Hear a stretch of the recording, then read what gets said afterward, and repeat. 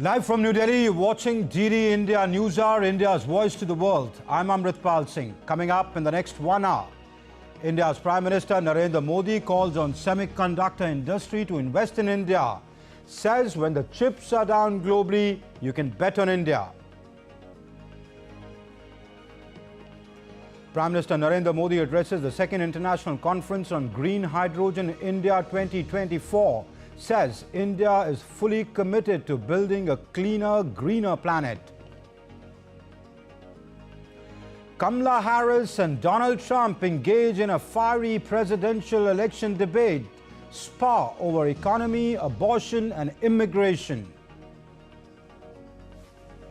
September 11 marks the 23rd anniversary of the 9/11 attacks in 2001. US President Joe Biden, Vice President Kamala Harris and former US President Donald Trump attend the remembrance ceremony in New York. As Russia-Ukraine war continues, US Secretary of State Antony Blinken and British Foreign Secretary David Lammy arrive in Kiev as part of the joint state visit. Leaders meet with top Ukrainian leaders.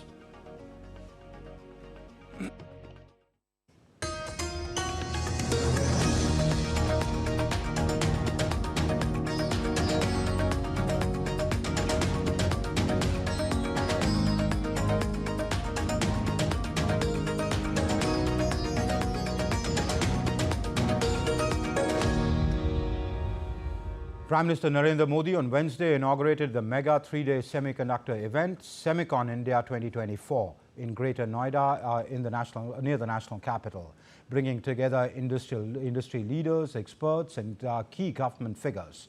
With over 250 exhibitors from across the world, this event is a major step in positioning India as a global semiconductor hub.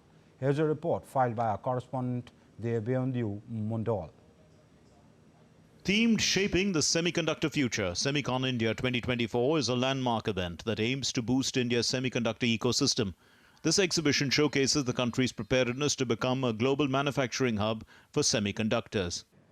Technology के साथ जब democratic values जुड़ जाती हैं, तो technology की positive energy बढ़ जाती है। वही अगर टेक्नोलॉजी से डेमोक्रेटिक वैल्यूज हट जाती हैं, तो वही टेक्नोलॉजी घातक बनते देर नहीं लगती।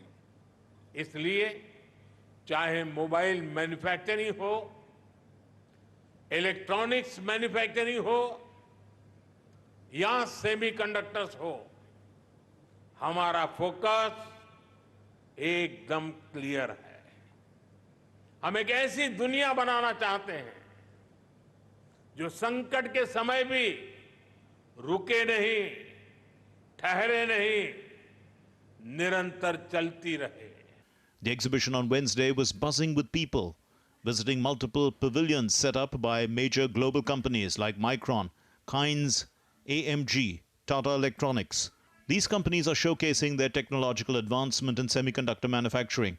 Prime Minister Narendra Modi also visited these pavilions and got a first-hand experience of the semiconductor ecosystem and its technological know-how. For a company like Tata, who is known to do many firsts in this country, starting from salt to steel to airlines and so forth, doing the semiconductor, bringing the first Dhulera chip factory to India is very, very exciting.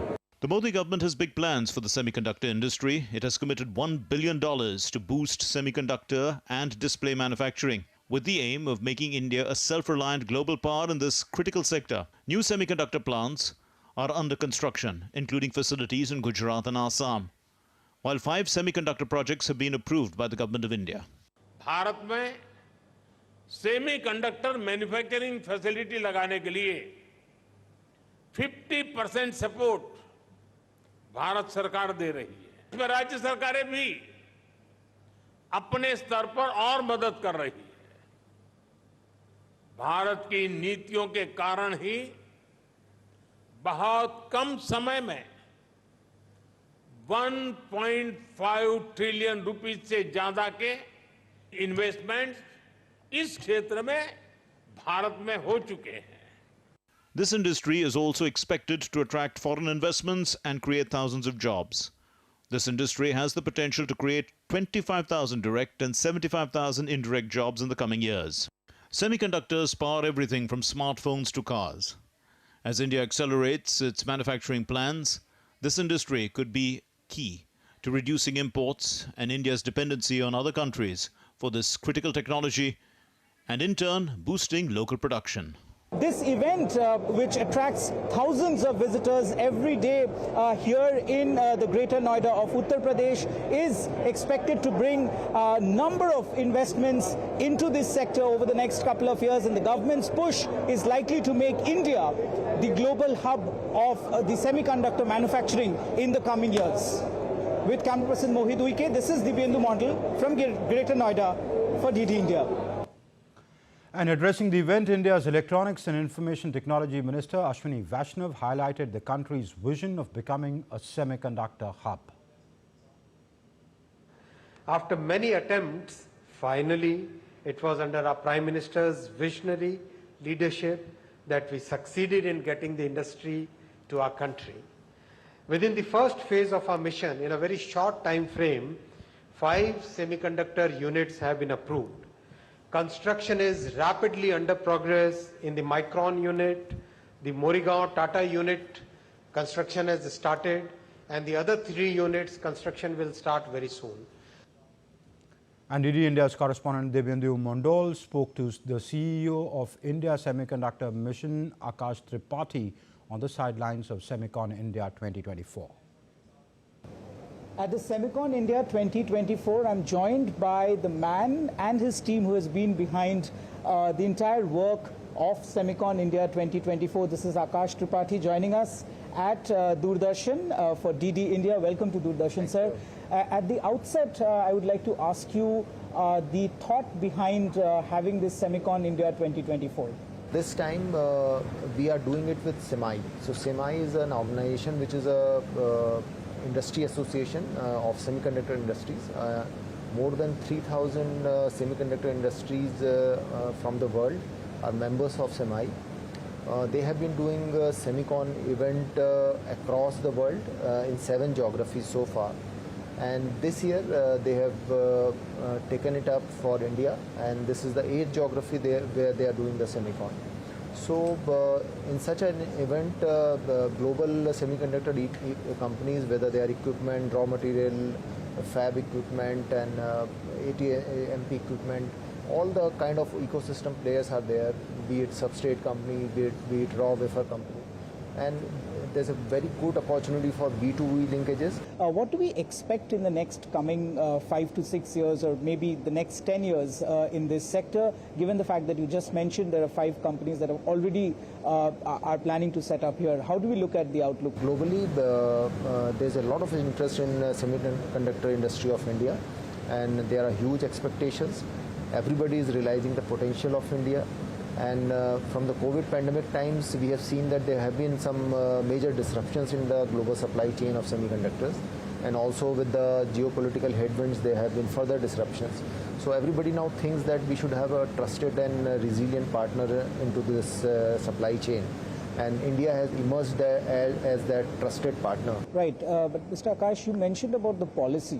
That the government is facilitating a robust policy for the semiconductor industry. But could you help us understand what are the policies, perhaps if you could outlay it for the viewers? So the Semicon India policy, which came about in 2022, we have support of 50% pari passu support. So that is for the first time that in any scheme we are giving pari passu support. Generally, it's in the reimbursement model, okay. But in this scheme, for the first time, we are attempting pari passu support, and that pari passu support is 50% of the eligible project cost. And after Government of India policy, almost 8 states have now, like Gujarat, Odisha, UP, have come up with their own semiconductor policies. So that's a huge support. So of course, the future of India in the semiconductor sector looks very promising, with the government and people like Akash, who's at the helm of it, is giving the much needed impetus. This is Dibyendu Mondal with camera person Mohit Uike from Greater Noida for DD India. And I'm joined by Manoj Chaudhary, Professor Manoj Chaudhary. He's the Vice Chancellor of Gati Shakti Vishwavidyalaya. He's also the Management Council member of Semiconductor Laboratory India. He's joining us from Bengaluru. Thank you, Professor Chaudhary, for joining us. We heard good evening, Amrit Palji. Good evening. Good evening, sir. So we heard the Prime Minister speak at Semicon India 2024, making a strong pitch, saying, come to India, it's the right time to be here, saying when the world's chips are down, you can bet on India. All that is very good for the Indian Prime Minister to pitch to global companies to come to India, but they will only come depending upon what India brings to the table. What does India bring to the table? Today, India is very strongly driving to become a developed country. And it is based on three things that Honorable Prime Minister mentioned. Firstly, the reformist government with a very predictable and stable policies. Secondly, a very strong support for the manufacturing sector. And thirdly, a market that is highly aspirational in nature. These are the three very, very important things, and when very well supported by highly educated technical workforce within the country. If you look around, all around the world, most of the technology companies, you will find Indians who have studied for their first degrees in India are currently leading those companies. So Indians' technological know-how and the prowess is well known. With such a large talent base available in India, with demographic dividend currently in India's favor, I think it is only natural that outside India, every country will look at India, every company will look at India with these kind of things of predictive policies, manufacturing base, as well as the aspirational market that we talked about, along with the talent that is available. Do we, Professor Chaudhary, really have that skilled manpower base? We have a lot of engineers, we have, technicians, but do we have cutting-edge, skilled manpower that may be required in such a crucial or such a competitive industry? In semiconductor industry and manufacturing, there are few skills that are required, right? Okay. Some skills are, in India is already known as a design house. Most top semiconductor companies of the world, whether they be Intel, they be AMD or Texas Instruments and NVIDIA and others, if you look, they already have large design R&D centers in India. So design capability point of view, currently India has great capabilities. If you look in terms of manufacturing, yes, we did not have too many, but that is where India Semiconductor Mission's focus to develop 85,000 people, engineer level, technician level over next 10 years. And not only that announcement quickly resulted into preparing a curriculum for semiconductor sector that is based on industry inputs with industry relevance and rigor. And very quickly, AICT and many of such regulatory bodies actually worked very proactively to make sure such curriculum is integrated into our top institutes and universities. And we have semiconductor-related courses and programs. Today, we have universities like us and IITs. They are already having semiconductor-related courses. And further, as we move ahead, for different aspects related to fabrication, related to design tools. Many of the design tool related companies like Synopsys, Cadence, all of them have very strong base in India. And therefore, I believe that from design ecosystem, we were already very strong, perhaps the best in whole of the world. And now when we are looking at the manufacturing sector, and there also, if you know, our strategy is very broad-based. We are not only looking at only fabs, we are also looking at ATMP facilities, that is more for assembly, testing, marking. We are looking for OSAT facilities in terms of outsourced semiconductor assembly. So we are looking at all aspects, because semiconductor is not only about chip development, it is also about system development. It also needs to be well supported by a harmonized software, and that is where India's skills and strengths are well known. Okay. R&D is a very important requirement if you want to remain competitive, given that technology changes by the hour, not even by the day. What is the scenario, paint a realistic scenario of the collaboration between the industry and our academic institutions that could produce people who can deal with quality R&D? Okay. The scenario has rapidly changed over the last 10 years. Gone are the days when industry and academia were two different words working in their respective silos. Today, if you look at any institute, and I can give many examples, at least from my university, that is where I am working, each of the program that we have is actually prepared by industry. The top industries like railways, like Airbus, Siemens, several of them are big partners. Nokia, many of them are very, very big. Jacobs is another big US semiconductor company. We have formal partnership with them, and they are coming forward not only to set up center of excellences, but for doing joint research. So when there is a meaningfulness of the purpose, and when both the intent as well as specific actions and tangible actions plans are prepared, I have seen that industry comes forward, and industry and academia both have to cross their respective distances to achieve the common goal. It is not that academics will only and only do theoretical research. Academics derive great pleasure when their theoretical research results into outcomes that touches the hands of billions of humanity on this planet Earth. And that is what is now going to significantly transform. So all industries with significant push from government. Yesterday, all of us know, Prime Minister chaired the first meeting of the Anusandhan National Research Foundation, where a significantly large amount of research funding now shall be available to the academic institutes, and all academic institutes and industry, if we work in select and focus model, that is to not everybody trying to do everything, but work based on our expertise level, we believe we can create those synergies. Our university's name itself is Gati Shakti, that is based on the PM Gati Shakti National Master Plan, whose essence and the spirit is integrated planning and development in synergized fashion between different ministries and departments. And if industry and institutes can work in that true spirit of collaboration, synergy building, breaking silos, we have no reasons that we cannot succeed. All right. On that note, we leave it there. Professor Manoj Chaudhary, thank you very much for joining us and lending us your insights. Thank you. And battling climate change is the need of the hour, and green hydrogen plays a key role in it. India is hosting a 3-day international conference on green hydrogen. The event features plenary talks and panel discussions. DD India's Siddharth Bharadwaj has more.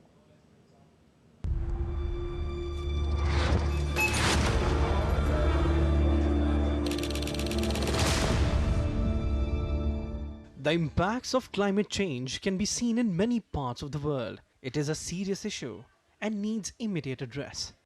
This is where green hydrogen comes into play. India is hosting the second international conference on green hydrogen from 11th to 13th of September this year. The conference will discuss at length the recent advances and upcoming technologies in the entire green hydrogen value chain. It will also bring together the global scientific and industrial community and will provide business-to-business opportunities across several energy platforms.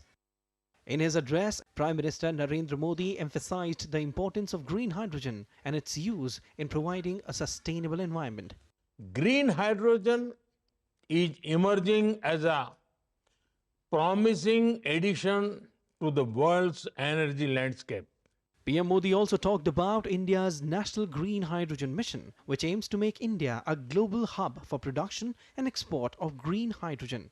India has already launched the National Green Hydrogen Mission in 2023.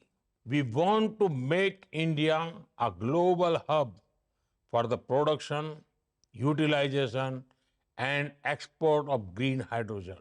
Some of the expected outcomes of the mission are 5 million metric tons per annum of green hydrogen production by 2030, 125 gigawatt renewable energy capacity for green hydrogen production, 600,000 new green jobs, 60 to 100 gigawatt electrolyzer installations, around 8 lakh crore investments, and 50 MMT of carbon emission abatement annually by 2030.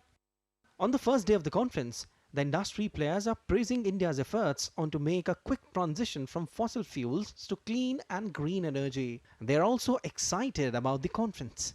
It is really amazing to be here. I think it is really a wonderful effort. Great platform for all of us to connect together. B2B, it's a good opportunity for us and for everyone. The second international conference on green hydrogen aligns with India's climate promise of becoming net zero by 2070. This is the second international conference on green hydrogen organized by India, wherein there are around 7,000 delegates expected to participate.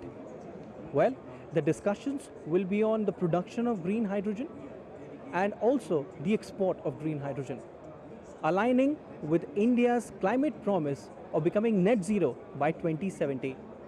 With camera person SP Dubey, this is Siddharth Bhardwaj reporting for DD India in New Delhi.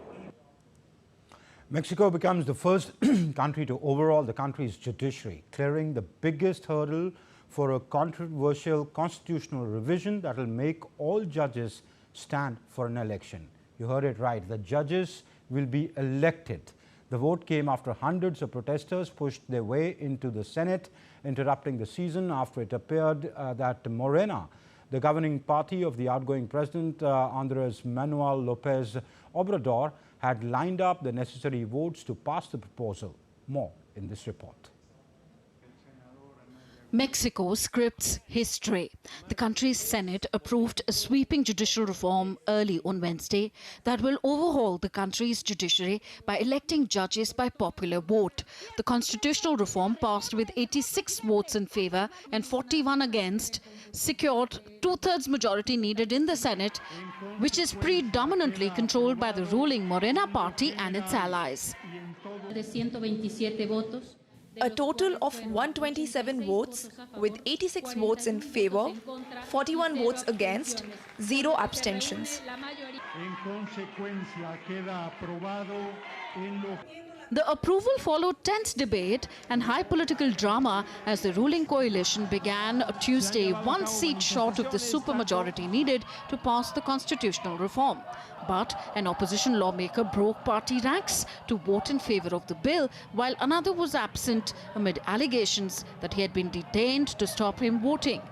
The reform introduces the popular election of over 6,500 judges, magistrates and ministers, including members of Mexico's Supreme Court.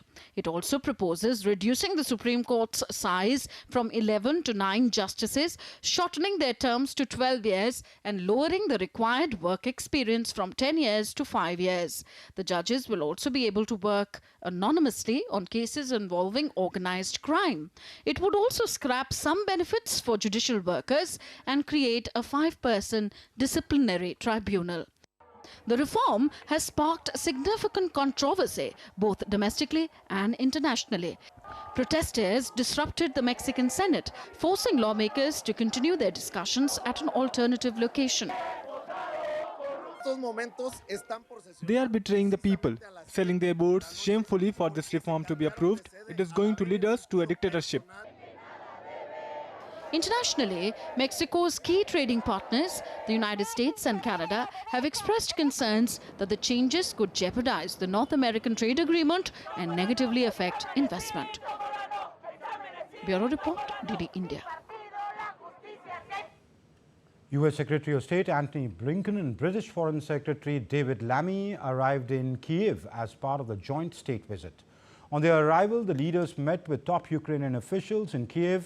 They also met Ukrainian Foreign Minister Andriy Sybiha in Kyiv. Meanwhile, Kremlin warned that Russia would respond decisively if the U.S. provided Ukraine with long-range ATACMS missiles, potentially enabling it to strike deep inside Russian territory. As the events unfold, there a report on the ongoing conflict. U.S. Secretary of State Antony Blinken and British Foreign Secretary David Lammy arrive in Kyiv as part of a joint state visit. The pair disembarked from the final carriage of a blue and gold train that brought them from Poland to the Ukrainian capital. Following their arrival, the leaders met with top Ukrainian officials in Kyiv. British Foreign Minister David Lammy met with Prime Minister Denis Shmyhal in Kyiv. U.S. Secretary of State Antony Blinken and British Foreign Secretary David Lammy also met Ukrainian Foreign Minister in Kyiv. Your attendance in person, attending such an important event in such a challenging times, it's a true sign of solidarity, a true sign of support, and we do really appreciate it. It's wonderful to be back in Kyiv, even in these challenging times, and maybe especially in these challenging times, because particularly being here with David, the United Kingdom, the United States, shoulder to shoulder in support of Ukraine. Kremlin warned that Russia would respond decisively if the US provided Ukraine with long-range missiles, potentially enabling strikes deep inside Russian territory. The response will be appropriate. It will be appropriate. You know, there is no need to wait for any responses everywhere. Special military operation is the answer to all these activities. On the other hand, Russian Navy has launched its large-scale Ocean 2024 strategic exercises. The drills, which will run until September 16, involve over 400 warships, submarines, support vessels, and more than 90,000 personnel. The exercises are taking place across the Pacific and Arctic Oceans, as well as the Mediterranean, Caspian, and Baltic Seas.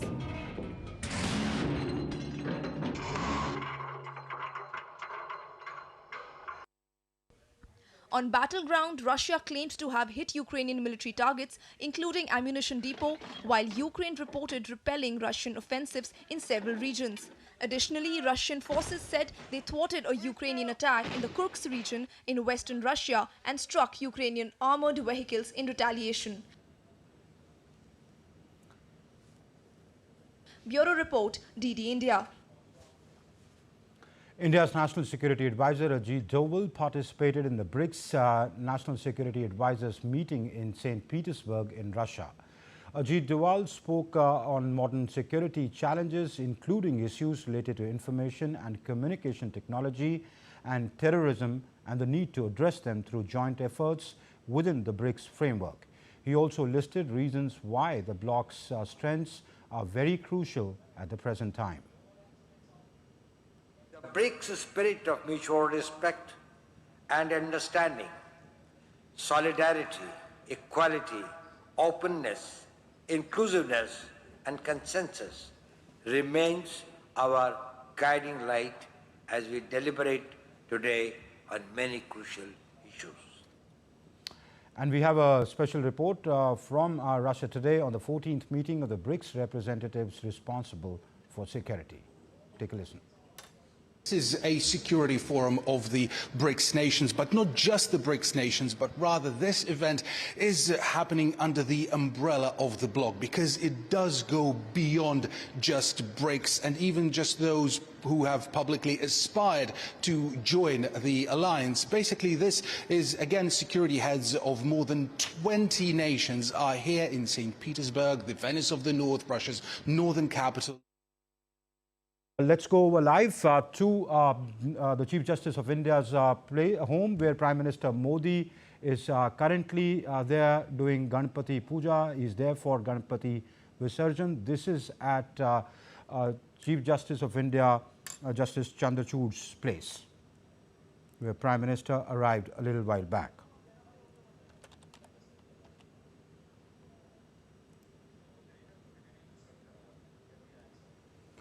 So these are visuals where Prime Minister Narendra Modi arrived at Chief Justice of India, Dhananjay Yeshwant Chandrachud's place in the national capital. You can see the Prime Minister Modi doing the Aarti on Lord Ganesh's idol, and both the CJI and his spouse praying. Well, the Union Cabinet, chaired by Prime Minister Modi, has approved the health coverage to all senior citizens aged 70 years and above, irrespective of income, under the flagship scheme Ayushman Bharat Pradhan Mantri Jan Arogya Yojana. प्रधानमंत्री जी ने कहा था कि 70 वर्ष की आयु के ऊपर के हर बुजुर्ग को आयुष्मान योजना के दायरे में लाया जाएगा और 70 साल के ऊपर के हर बुजुर्ग, चाहे वो गरीब हो, चाहे मध्यम वर्ग के हो, चाहे उच्च मध्यम वर्ग के हो, ये नया दायरा होगा जिनको 5 लाख रुपए तक के मुफ्त इलाज की सुविधा मिलेगी। आज ये स्कीम प्रधानमंत्री श्री नरेंद्र मोदी जी के नेतृत्व में कैबिनेट ने अप्रूव की और इससे देश में करीब 4.5 करोड़ फैमिलीज, जिसमें करीब 6 करोड़ सीनियर सिटीजन्स कवर होंगे, ये नए एडिशनल इसमें जुड़ेंगे। कई फैमिलीज ऐसी हैं जो ऑलरेडी कवर्ड हैं, जिसमें सीनियर सिटीजन है। ऐसी फैमिलीज में additional coverage, top up coverage 5 lakh रुपए पर एनम का रहेगा। And Cabinet also approved Prime Minister's Electric Drive Revolution, an innovative vehicle enhancement scheme for promotion of electric mobility in the country. The scheme has an outlay of 10,900 crore rupees over a period of 2 years. Pollution से बचने के लिए और sustainable development के लिए PM E-Drive 10,900 crore rupees का ये programme है। आप सब जानते हैं कि फेम 1 और फेम 2 अच्छे सक्सेसफुल कार्यक्रम रहे थे। 16 लाख से ज़्यादा 16 लाख से ज़्यादा इलेक्ट्रिकल व्हीकल सपोर्ट हुए हैं फेम 1 और फेम 2 में। इन दोनों कार्यक्रमों से जो सीखने को मिला, जो अनुभव आया, उस अनुभव के आधार पर आज PM E-Drive स्कीम लॉन्च हुई है। इसमें 2 व्हीलर्स, 3 व्हीलर्स, ट्रक्स और एम्बुलेंसेस और ई-बसेस को कवर किया जाएगा। इसमें एक बहुत इंपॉर्टेंट ध्यान रखा गया है कि एम्बुलेंस के केस में हाइब्रिड एम्बुलेंस को सपोर्ट करेंगे, बिकॉज एब्सोल्युटली 100% श्योरिटी चाहिए होती है एम्बुलेंस के मैटर्स में। The US-India Business Council in India Idea Summit is an annual event that brings together leaders from US and India to discuss topics such as trade, technology and economic interests. The 2024 India Idea Summit started, and the summit will focus on the theme of partnership and prosperity in the era of AI and critical technologies. Petroleum Minister Hardeep Puri addressed the delegates. Membership of the Council in 2011, and one of the committees which we were invited to chair was the Counter-Terrorism Committee, and of course along with some sanctions committees and so on. And I can tell you that the cooperation that we had between the US delegation at that point of time and our own delegation, I go back to 2011, which is many years ago, but I've seen that cooperation increase. Some of those areas we don't necessarily talk about over working dinners, but there is an understanding that the threat that the world faces today may not be a threat that any one country, no matter how so ever strong in military terms or other terms, whether a single country can face that. I think there's a growing realization that you need to cooperate. And going back to the 14th meeting of the BRICS NSAs, which is on in St. Petersburg in Russia, we have a report by a special report by the RT or Russia Today correspondent. Let's take a look. This is a security forum of the BRICS nations, but not just the BRICS nations, but rather this event is happening under the umbrella of the bloc, because it does go beyond just BRICS and even just those who have publicly aspired to join the alliance. Basically, this is, again, security heads of more than 20 nations are here in St. Petersburg, the Venice of the North, Russia's northern capital. Lots of nicknames for this beautiful, beautiful town. They're all here, and headlining this event is Russia's former defense minister and now secretary of Russia's Security Council, Sergei Shoigu. Again, he is headlining this event when it comes to the hosting nation. But again, as I've said, this goes beyond just BRICS. More than representatives from more than 20 countries are here, which is one of the indicators that this bloc, that this alliance and this format continues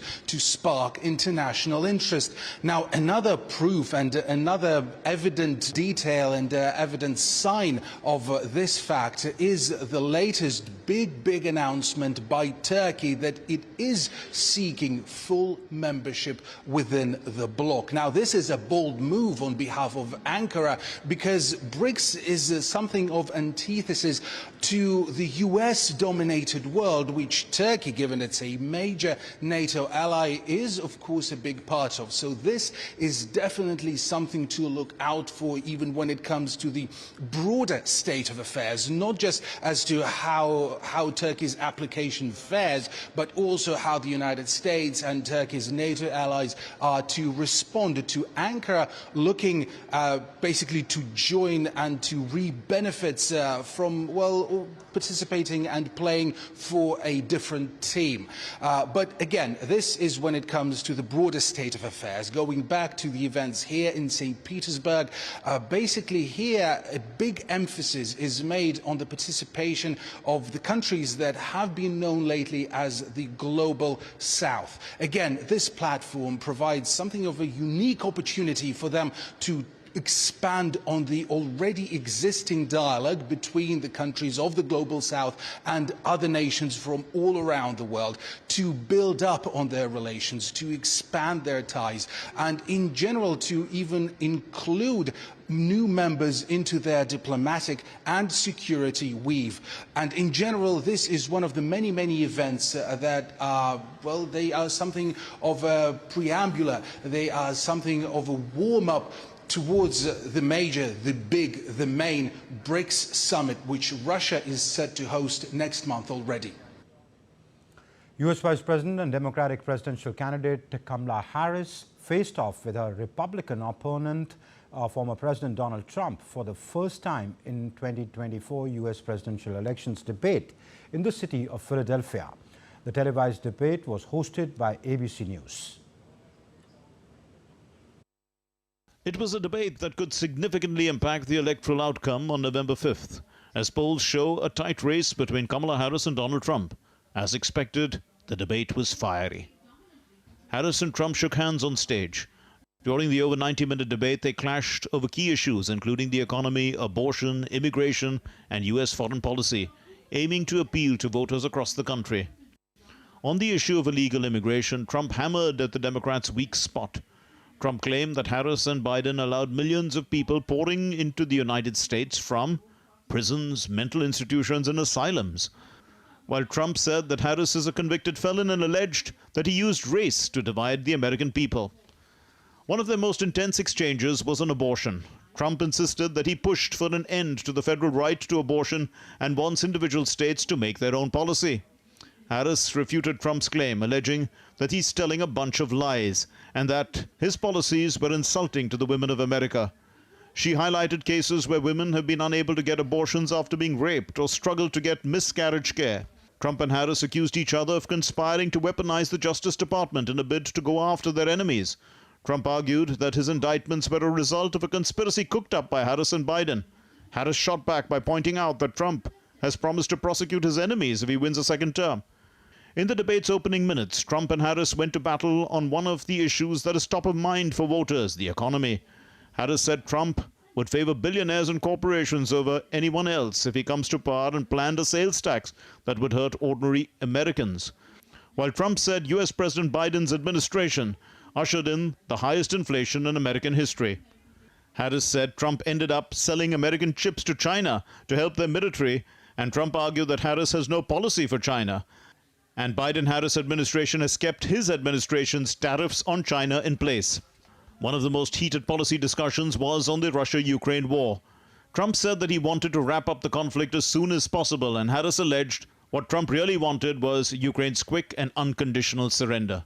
The debate was the second presidential election debate of the 2024 election, following the first one between Joe Biden and Trump in June this year. It was the first one between Harris and Trump. Bureau Report, DD India. And to talk more about that debate, I'm joined by Ambassador Prabhu Dayal. He's a former senior diplomat. He's joining us from Colorado in the USA. Ambassador Dayal, thank you very much for being on the show. And before we come to the substantive part of the debate, did you watch the debate? Wasn't it so entertaining with all elements of entertainment? She calling him a wannabe dictator, he calling her a radical Marxist, attacks, personal attacks of all kinds, name-calling. It was full-on entertainment, wasn't it? Yes, indeed, Amritpal. First of all, thanks for having me on your show to discuss this very important topic. It's always a pleasure, sir.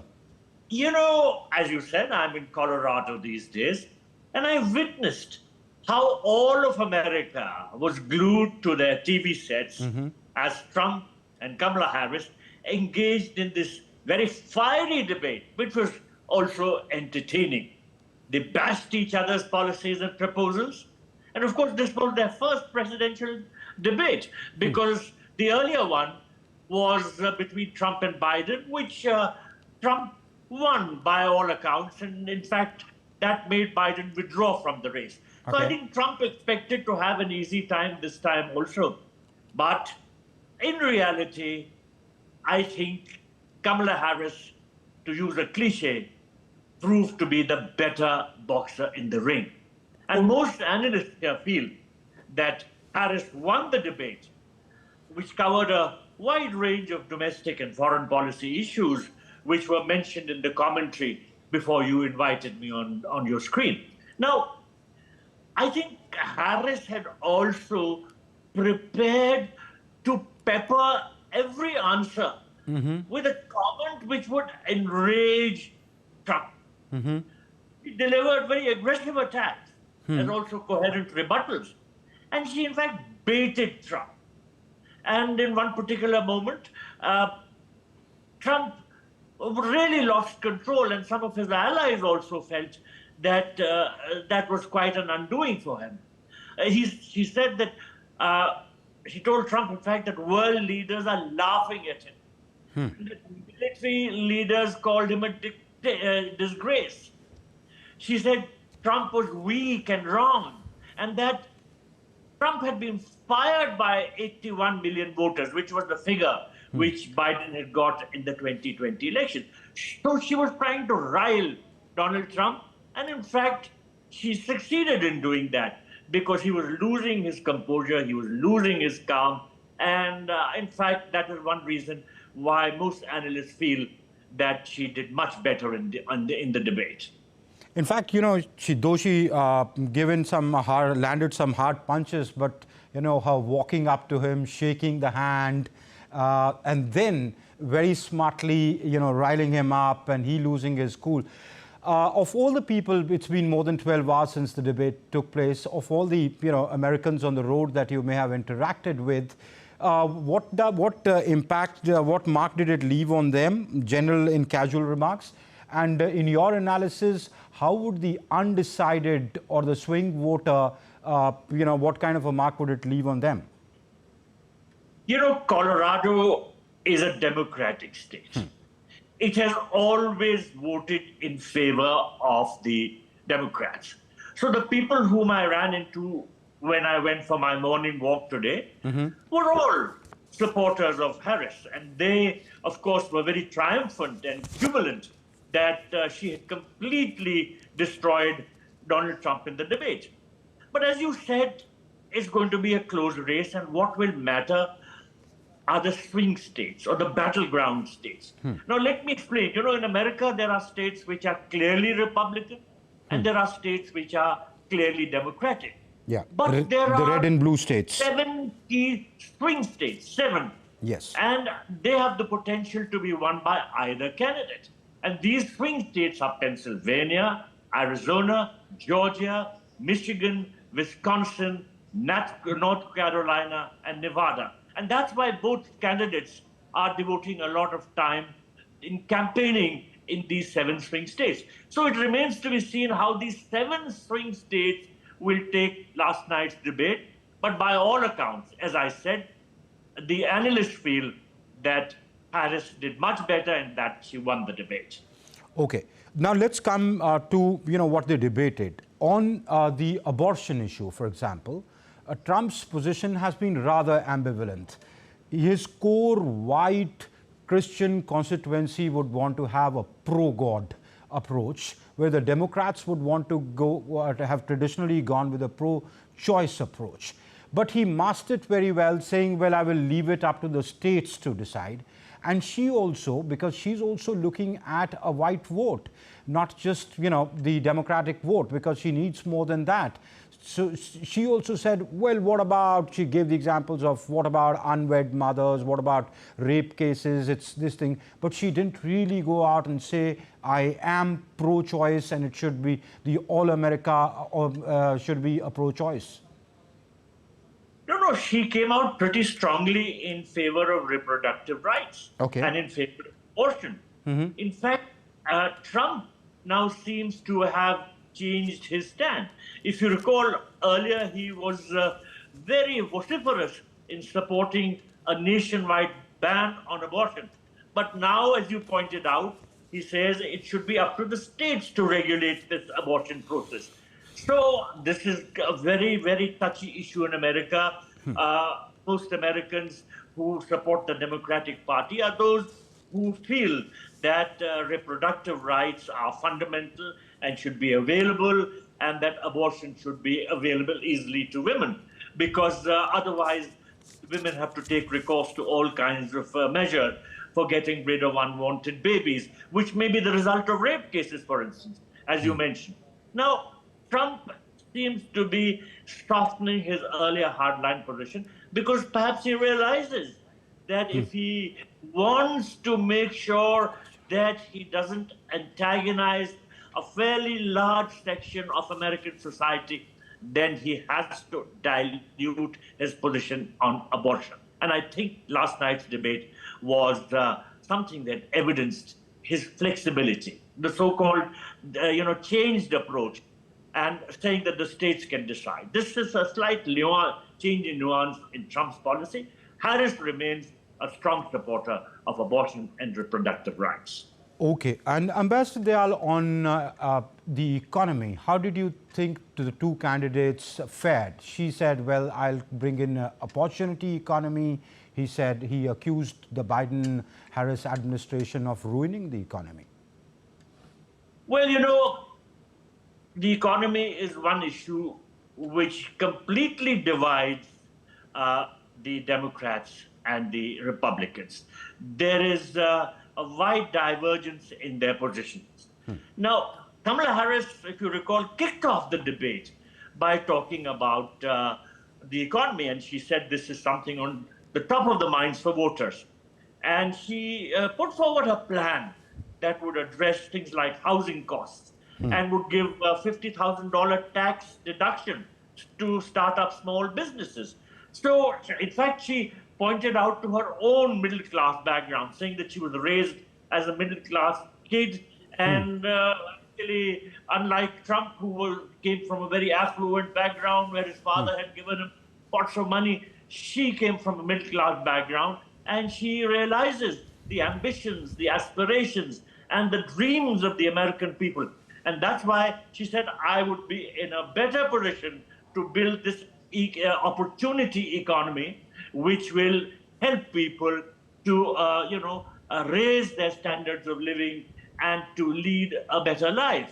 And she, for instance, spoke about the importance of drug pricing and the child tax credit, which is something that very many middle-class families are demanding. Of course, Donald Trump has been a vocal critic of the Biden-Harris administration's handling of the economy, and says that their policies are to blame for inflation. I mentioned that inflation reached a 40-year high in 2022, but it's cooled down a bit.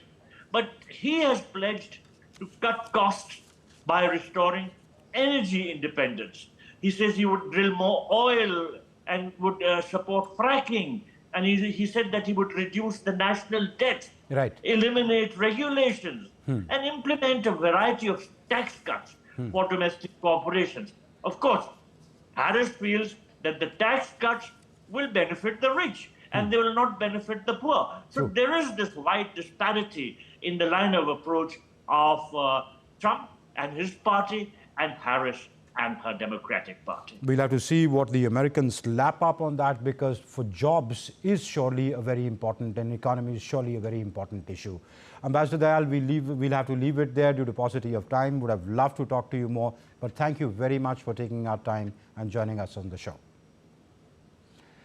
And today marks the 23rd anniversary of the 9/11 attacks in the United States of America. On this day in 2001, the Twin Towers of the World Trade Center in New York were tragically reduced to rubble when Al-Qaeda hijackers crashed jetliners into them. A memorial ceremony was organized in Manhattan, where prominent figures, including U.S. President Joe Biden, Vice President Kamala Harris, and the Republican presidential candidate and former President Donald Trump, gathered to mark the somber anniversary of this tragic day in American history. Syed Absarul Hasan files this report.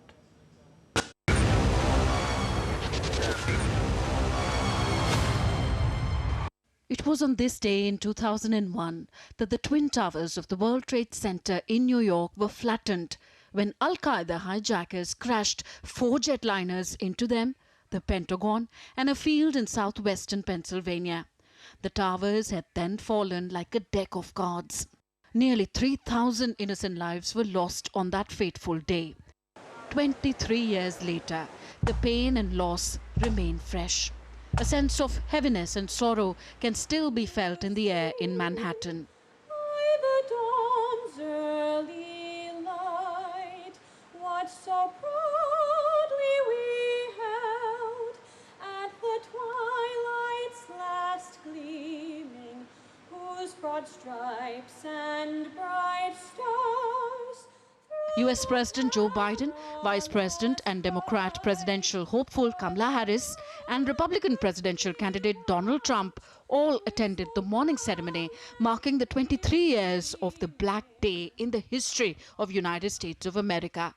Amoth Jr. Edmiro Abad. Marie Rose Abad. Andrew Anthony Abate. Jacqueline Delane Aldrich Frederick. David D. Alger. Ina B. Basina. Alyssa Christine Burton Bosmajan. The names of all 2,997 victims were recalled by their family and friends. We try to make it very positive, remember my dad and all the things and the way he lived his life, and we like our kids to enjoy New York City and know what New York City is about, being strong in community and loving one another. This is my son Isaac. He joined after 9/11. I guess he just wanted to make his mark in life and also to give a better life to his daughter. Sad part is he was only in the military 8 months. He was in Iraq 8 weeks, so 10 months, and that was it. Yeah. My cousin Ruben died on 9/11 at the Marriott. He was never found. He is still here in Ground Zero.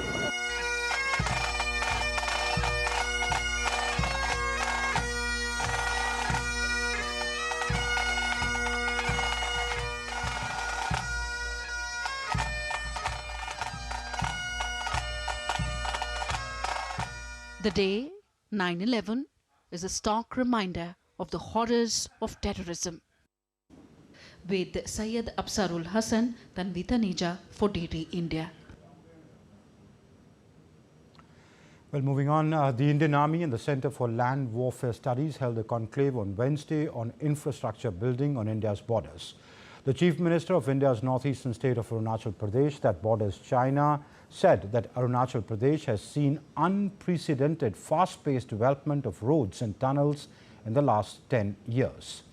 India's tourism minister 1022 kilometers for 124 habitations का काम जो है वो अभी चल रहा है और आप सबको पता है कि जो first phase of vibrant village programme के अंतर्गत में 455 हैबिटेशंस अरुणाचल का फर्स्ट फेज में इसमें अंडरटेक हम लोग कर चुका है। इसके अलावा 186 जो डेवलपमेंटल इनिशिएटिव्स है मेंट फॉर 156 विलेजेस उसका भी हम लोग काम कर रहा है। India's tourism minister cited India's diverse landscape at the borders, ranging from deserts to mountains to glaciers, and said infrastructure development will unleash the immense potential for tourism in border areas. एक तरफ पहाड़ से लेकर के glacier से लेकर के सुदूर रेगिस्तान से लेकर के और नीचे दक्षिण में हमारी समुद्र राशि से लेकर के घने जंगलों तक सब तरह की कल्चरल डाइवर्सिटी से लेकर के नेचुरल डाइवर्सिटी जो है जिस तरह से विपुल संपदा के रूप में हमारे पूरे सीमावर्ती क्षेत्र में उपलब्ध है, ये निश्चित रूप से हमें एक नई अपॉर्चुनिटी का विंडो देता है। और अगर इसमें भारत की सेना साथ मिलकर के और इस दिशा में हम आगे प्रयास करें तो मैं एक बहुत सुनहरा भविष्य टूरिज्म के दृष्टिकोण से भी देखता हूं। And Defence Minister Rajnath Singh stressed that the Modi government has not just focused on bridges and roads at the borders, but also digital infrastructure and internet connectivity in remote villages.